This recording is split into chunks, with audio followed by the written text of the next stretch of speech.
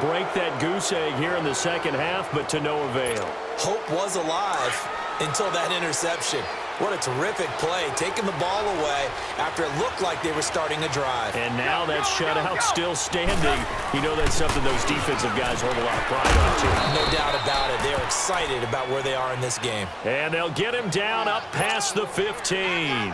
They needed some breathing room. He gave it to him. 11 yards and a first down. So a little breathing room now. 1st and 10 at the 17.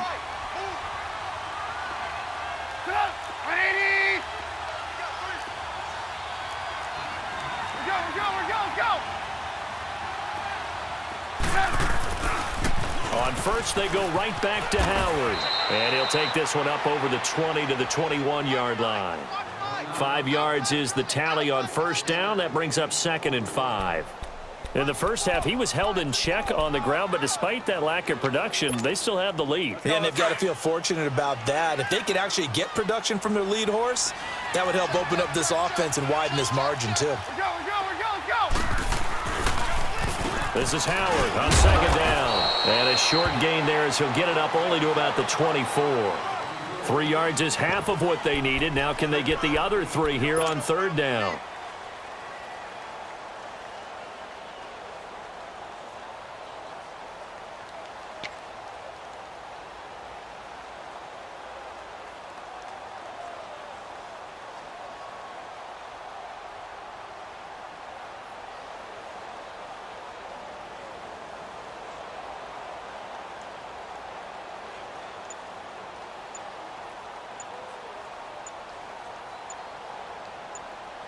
And we return, welcoming you back to Minneapolis.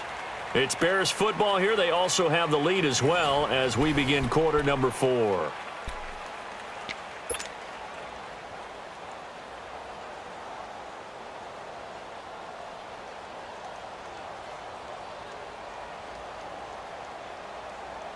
The Bears on 3rd down. They've converted 3 out of 5 thus far. This time it's 3rd and 3. Now it's Trubisky. Pressure coming from the Vikings, and they get there and bring him down. Eric Kendricks with a big-time sack on 3rd down, and it'll be a loss of 7.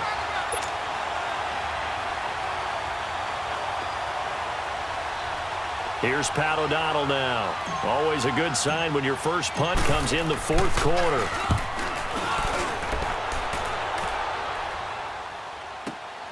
Here's Sherrills.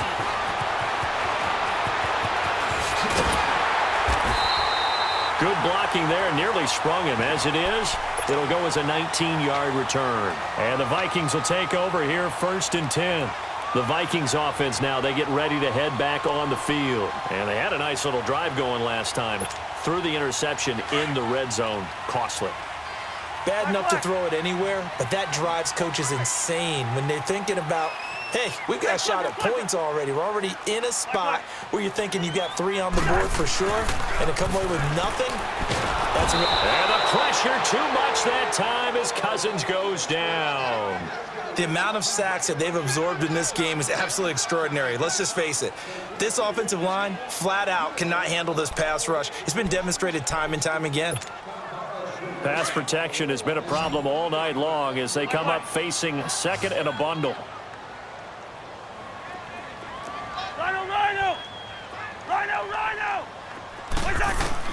From the gun, here's Cousins. And he'll be hit as he releases it, and that'll fall incomplete. Tell you what, partner, after he ices down, he's going to need a nice long soak in a hot tub after this one. He's been under duress the entire game. Yeah, once again, hit as he throws. Fortunate that one wound up incomplete. Yellow, Reed's in there. Yellow. 3rd and long for Cousins. And he'll find Thielen on the right side. And they'll get this well past midfield before being stopped just before the 35. A good pickup there, 26 yards.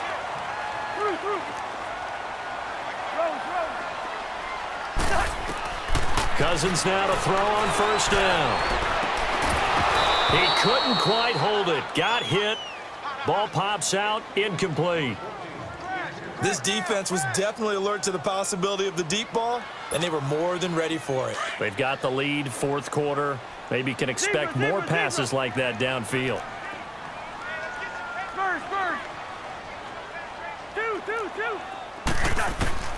A second down throw for Cousins. It's caught on the right side by Robinson. And brought down, but not before they're inside the 25. That one goes for 13 yards, and it moves the sticks. Nice game there, partner, but you and I both know that won't do anything for the final score. They're not going to win this one. Right now they're playing for pride and fantasy points. And just to erase that goose egg, nobody wants to be shut out. Now a throw to the end zone on first down, but it winds up incomplete.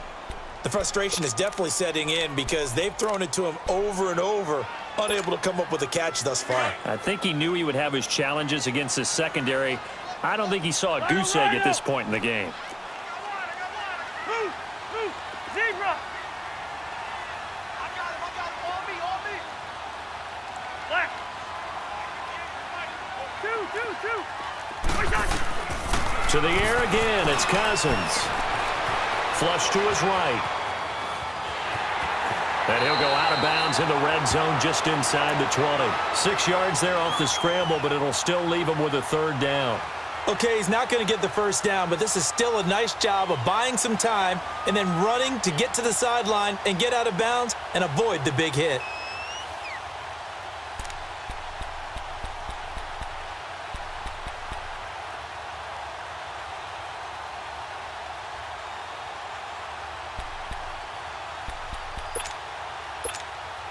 The Vikings on third down, lacking much success, just 2 for 7 to this point. This is 3rd and 4.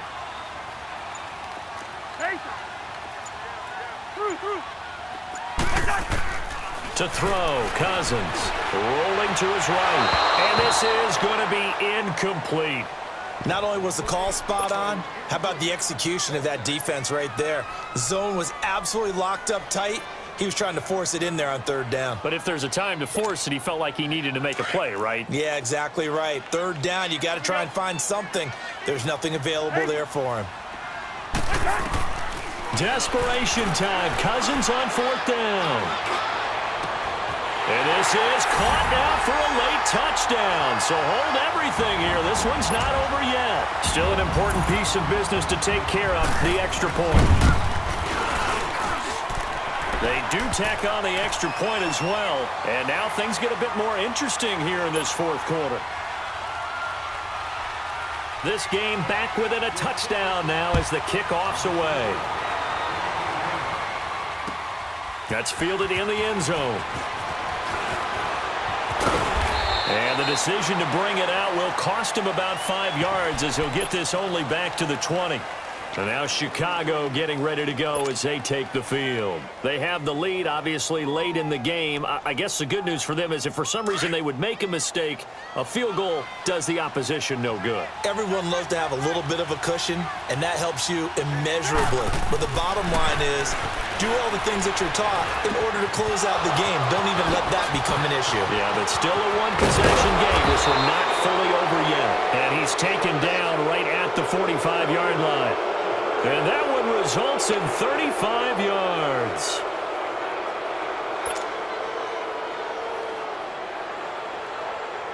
So the big play moves them all the way across midfield. It's 1st and 10 from the 45.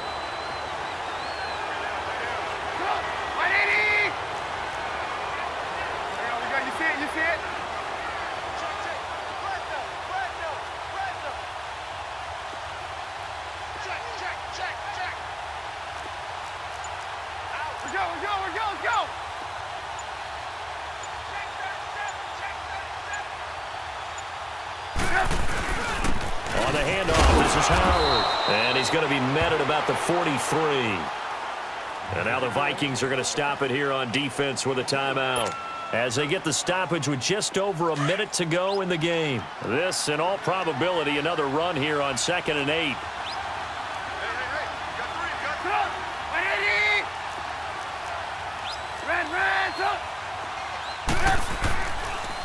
They go with Howard again, and they see right through that defensively as he'll be hit and taken down to the backfield.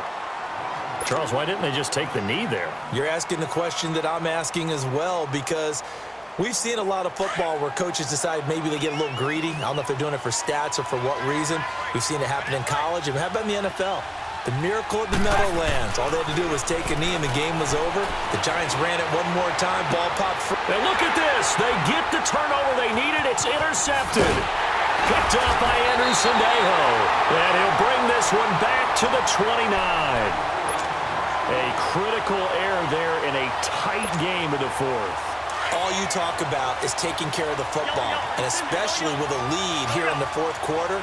Turning it over, now the door is open for the opposition. Just in general, when you're passing in the fourth quarter with a lead, no matter at what point, you got to be super careful. Got to be careful, and sometimes you can be so careful that you end up running yourself into an error. Now, meanwhile, a pass that should have been intercepted, but it winds up falling incomplete.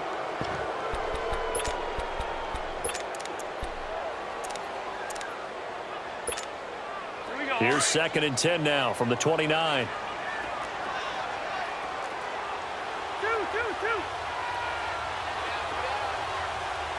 Black, E2. Ringo. Back to throw. Throwing for his running back, and he's got him complete. And he'll lose yardage here, going down back at the 28. He'll wind up losing a yard on the play, and that's going to lead to a 3rd and 11. Hey, Steamer.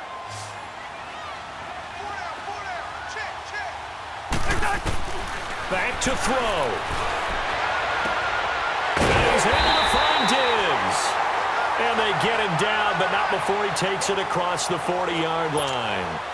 The Vikings first down. Diggs able to find his way free and get the catch from Cousins. He'll look to throw.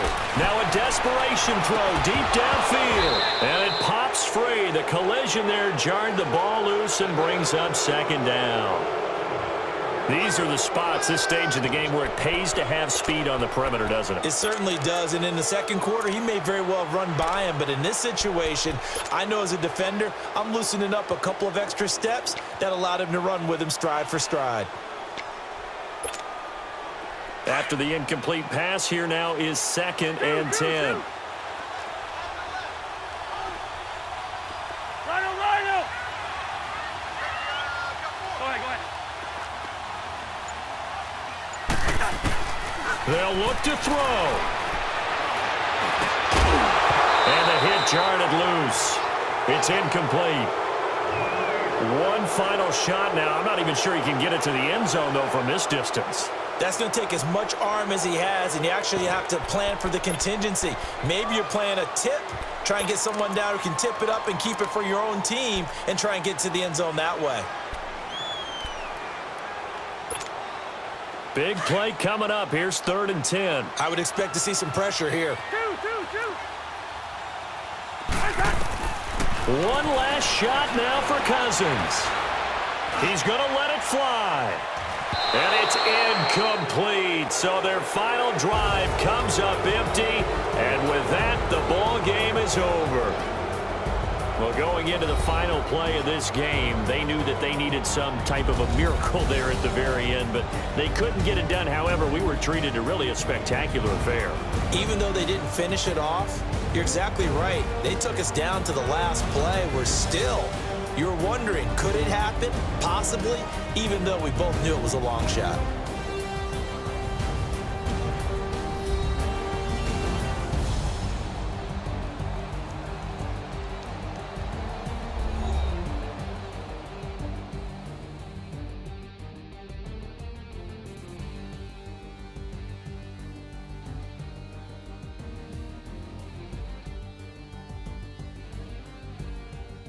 That'll do it for us. For Charles Davis and all our hardworking crew, I'm Brandon Gaudin. You've been watching the NFL on EA Sports. For more, find us on Twitter at EA Madden NFL. From Minneapolis, good night, everybody.